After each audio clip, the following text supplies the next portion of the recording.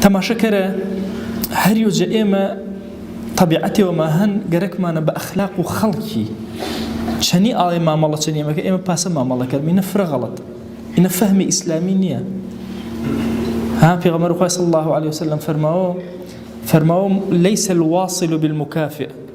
أكسيك ملوسر وخلقي مونور وأنا عايش خلق سرج باوانا فرماو أكس صلوا رحمة جبرجنا كردن شو كبوتشي ملو خلق به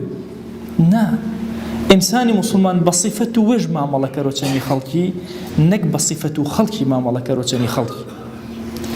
إما قد ما إسا باشي وازما فلان كز والله طبيعة الشان خرابة إما خرابة بمتشنيج نخير إسلامي نشو نواتا كيف خرابة تو طبيعتي والمفاري تو خاصة كريتني وران وركا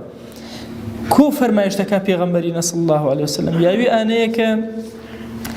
تو چنی مخلوقات خو چنی معامله کری معامله و جوان خو جل جلاله معامله و جوانی چنل چنی کرو تننی چنیشا خو تننا چنل عذاب شامي خلقي ناراحت کری سر و زمین و سر الملو دنیا ناراحت بی آخرتی چن ناراحت کریه